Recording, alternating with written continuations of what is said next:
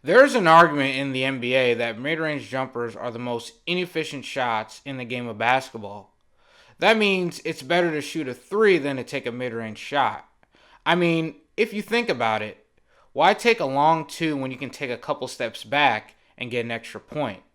But there are still players like DeMar DeRozan who still use mid-range jumpers effectively in their game. We are going to take a deep dive down to the reasons why some players are not using the mid-range jumpers anymore and why some players are opting to use it in their game. First of all, let's define mid-range. Mid-range is the area between the three-point line and the paint. There was a time where mid-range was the bread and butter of the NBA and where most players would shoot in this area. But what's the reason for the decline of the mid-range? When the three-point line was introduced in 1979, this sparked a debate whether players should continue shooting mid-range jumpers. Well, mid-range jumpers only give 2 points, while shooting behind the three-point line will give you 3 points. However, three-pointers far away from the basket are harder to make than any mid-range shot. The graph shows the decline of mid-range jumpers throughout the years. It went from the most popular to the least popular shot of choice.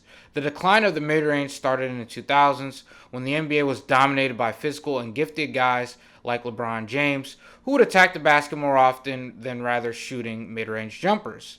In the 2010 era, Steph Curry revolutionized the NBA through his three-point shooting, which greatly affected the league and made almost every player in the NBA shoot threes.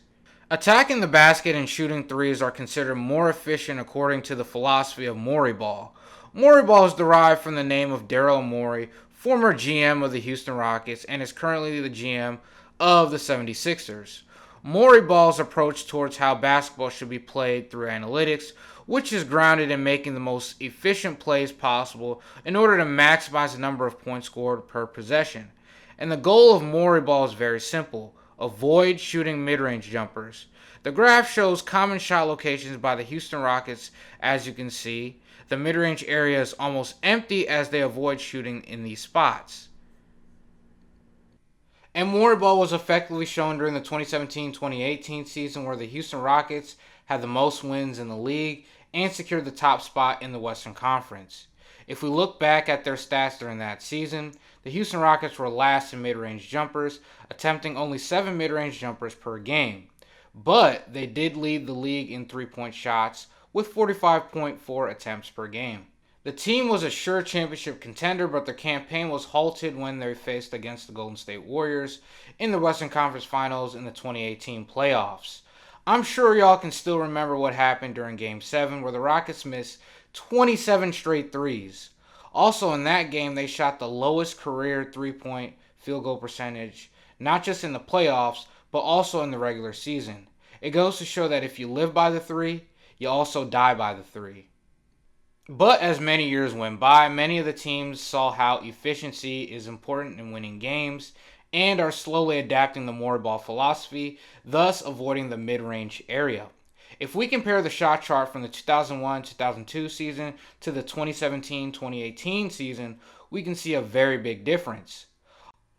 Although Morey ball exposed that mid-range jumpers are least efficient shots, it didn't stop players from shooting mid-range jumpers, and they're able to use it effectively.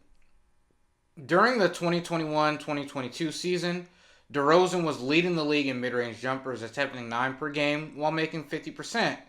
And he does it so effectively that his team, Chicago Bulls, were a top team in the East. Before Kevin Durant injured his knee, he was averaging 29 points per game and shooting 55% from the mid-range. And during that time, the Brooklyn Nets were a number 2 seed in the Eastern Conference. So it leads us to this question: is the mid-range really inefficient? In the NBA, there are players who used the mid-range effectively that led their teams to championships. When the Dallas Mavericks won the championship in 2011, Dirk was leading the league in mid-range jumpers made per game. When Kobe won his back-to-back championships with the Lakers in 2009 and 2010, he was ranked second in mid-range jumpers field goals made, behind Dirk Nowitzki. Michael Jordan also led the league in mid-range field goals made in 1997 and in 1998. It was proven in history that mid-range jumpers can win NBA championships. But can this still be applied in today's era of basketball? I try to go deeper and check the past NBA champions from 2011 to 2021 and check their mid-range field goal percentages as a team. And here are the results. For the past 10 NBA champions, 3 teams boasted with the top mid-range field goal percentages. Dallas Mavericks had Dirk Nowitzki, who led the league in mid-range field goals made in 2011. Toronto Raptors had Kawhi Leonard, who was top 6 in field goals made in the 2019 season. And surprisingly, Golden State, who was known as a three-point shooting team, led the league in mid-range jumpers in 2017 and in 2018. KD and Klay were the leaders for that team. In their 2017 and 2018 season alone, they led the league in field goals made and field goal percentages in shooting mid-range jumpers. With these statistics, we can say that if a team has the ability to score from the mid-range consistently and efficiently, this can lead them to winning championships. But those stats are actually regular season stats. How about in the playoffs, where most of the plays are determined in a half-court setting? Everyone can agree that the game changes in the playoffs. The intensity is high, and nobody wants to take any possession for granted. Teams can't afford to miss a lot of shots, especially when it comes to elimination games that count the most. In the 2021 playoffs, the mid-range game was the go-to move. Of the 8 teams that advanced to the conference semifinals, 6 teams averaged more mid-range attempts in the playoffs than they did in the regular season. And the 4 players who attempted the most mid-range shots all made at least a semi-conference appearance. KD, CP3, Devin Booker, and Chris Middleton led the league in mid-range attempts while shooting with a higher percentage. The thing about the playoffs is that teams can adjust their defensive strategy, and great teams always make good adjustments. Teams that utilize more threes and layups early in the series usually get countered later.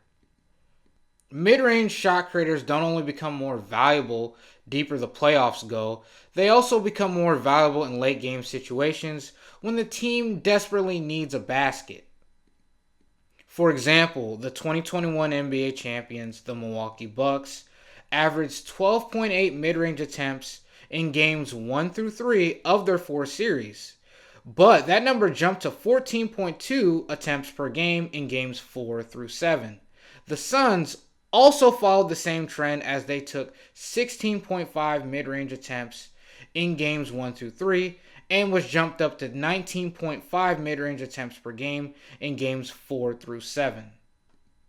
That's literally almost 20 mid-range field goals attempts when they literally get into a series that starts to get deep. In an interview, Chris Middleton said this: "A lot of coaches and teams schemes, they want you to shoot threes and layups. That's what a lot of teams expect you to do.